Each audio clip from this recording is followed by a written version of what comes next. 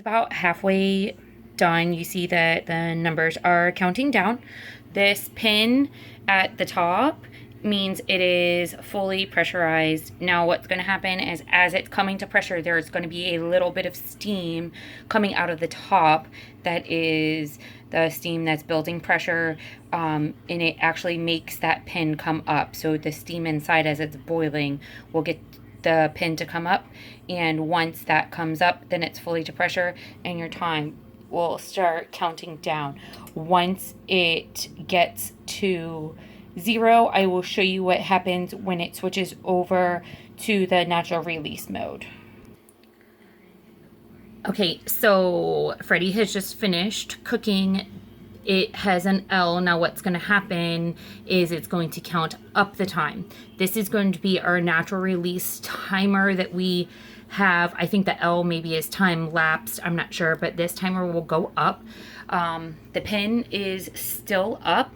So at about 10 minutes, and sometimes you can let it go a little bit longer depending on what it is, what you're doing.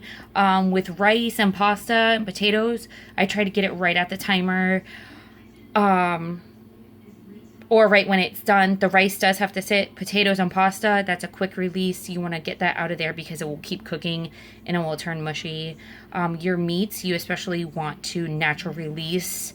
If a recipe says quick release, then do that. But 90% of the time, it's going to be a natural release because what happens is it's sucking all that pressure and steam out, and it will dry out your meat if you do it too quick, especially with like chicken and things like that.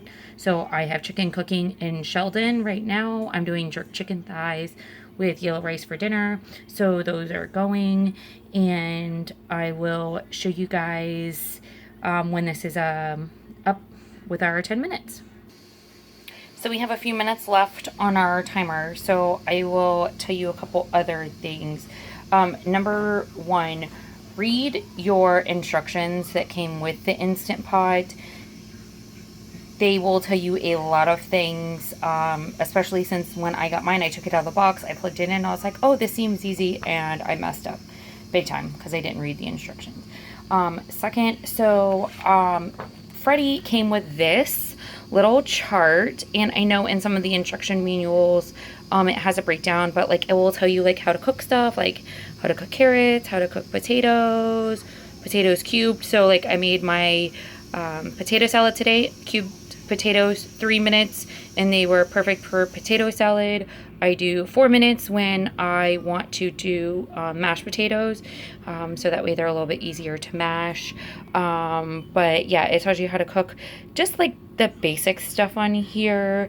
But I use Instant Pot 101 for beginners on Facebook. It's a Facebook group, and it has all sorts of recipes and tips and tricks and things like that. That's really, really helpful.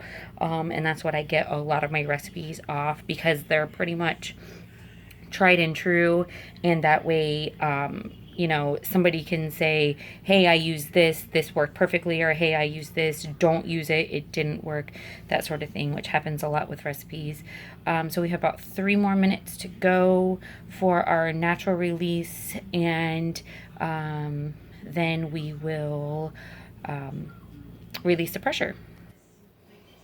Okay, so we've hit our 10 minutes. So now what I'm going to do, I'm going to release the knob. So just be very, very careful. It is hot steam coming out of there. So you're going to turn the knob and you're going to see the steam come out. You can tell there's not a lot of pressure left in there, but when it's completely done, the pin will drop. It went down, so that means all the steam is out. When the pin goes down, that means you can open your lid. Not until then. The timer will continue to count because it has this keep warm function here, especially when I make soup. I leave that on or something, or mashed potatoes, it'll keep them hot. If you hit cancel, it will go off, but because my chicken's not done yet, I'm going to leave this on. So I'm going to open this. Careful, it's still hot. So there is our rice. So I'm going to stir it up. I'm gonna try to do this. It's a little clumpy. That always happens when you make yellow rice, even when you do it on the stove, I find. So I always just give it a real good stir, and it will unclump because it's just basically just been sitting there. And that is our yellow rice. It's easy. It's probably one of my favorite things to make in here because I love yellow rice. I made potato salad today. I use it all the time. But let me know if you need help